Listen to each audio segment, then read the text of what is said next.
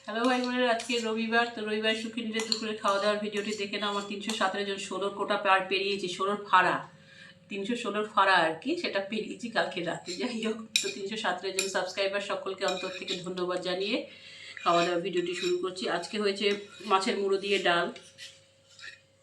কি হয়, ওই গোটা মাছ নিয়ে আসে তো 1.5-2 কেজি একটা রুই মাছ এনেছে, তার মুড়োটা কি করব, ওই জন্য ডাল করতে হয়। মুড়ো ঘন্ট করলেও হয়, তো ডালটা বেশি পছন্দ করে। আর কালকে একটু পোস্ত বাঁচিয়ে রেখেছি, পোস্তও আছে, আর পোস্তর বড়াও করেছি ভাই বোনেরা। এটা পোস্তর বড়া, আর এই মাছ তো দেখলে। আর এটা হচ্ছে ডাব, ডাব থেকে যে বেরোয় শ্বাস, সেই ডাবের শ্বাস।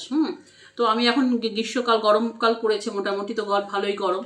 তো আমার যেহেতু বিকলাইয়ের দোষ আছে, প্রতিদিন আমাকে এখন জুলাই মাস, যতদিন না বর্ষাকাল পড়বে, ঠান্ডা পড়বে, আমাকে প্রতিদিন একটা করে ডাব আমাকে খেতে হয়। তো ছেলেকে বলেছি আজকে ডাব আনতে, তো এনেছে, ওই এনে দেয়।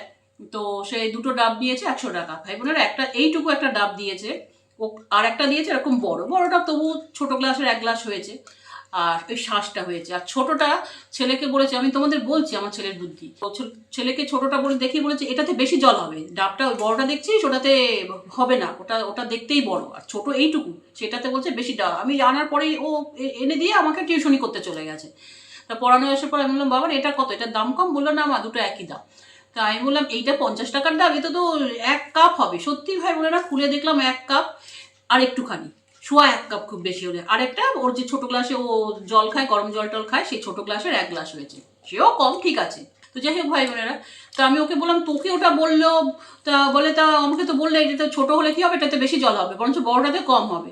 তাই আমি ওকে এত বকলাম। তা সত্যি ভাই বোনেরা, আসলে কি বলতো, চোরেদের রাজত্ব চলছে, তো যে যেখান থেকে বাচ্চা চুরি করছে। আমার ছেলেটাকে মুরগি করছে, কারণ ছেলেটা একটু অত বাজার হাট নিয়ে অতটা বেশি তো না, মানে পাকাপোক্ত না। তাই ওকে বলছি পুঁথিগত বিদ্যা থাকলে হবে না, মাথায় ব্রেন খাটিয়েও কিছু কাজ করতে হয়। ওই পুঁথিগত বিদ্যাটা আছে, আর ওর মোবাইলের বিদ্যাটা আছে। মোবাইলের মোটামুটি সব কিছুই, অনেক কিছুই করতে পারে, ঠিক আছে। ঘর থেকে আমরা ট্যাক্স ফ্যাক্স ও সব দিয়ে দেয় বাড়ি। তো যাই হোক, ওকে আজকে এরকম ঠকিয়ে দিয়েছে, মাথাটা খুব গরম হয়ে গেছে ভাই বোনেরা। তাই বলছি, চোরেদের রাজত্বে বোধহয় সবাই চোর হয়ে গেছে। এবারে আমাদেরও চৌর্যবৃত্তি ধরতে হবে, যদি না বিদায় হয় এই পাপ। আর ভাই বোনেরা, আরেকটা কথা, যে আরাবুল ইসলাম, সে তো নওশাদ সিদ্দিকীর ওই আইএসএফ এ যুক্ত হয়েছে। এবার কি করে ভামপন্থীরা এটাকে টলারেট করছে? আরাবুল ইসলাম তো কি সাংঘাতিক আইটেম, ঠিক আছে।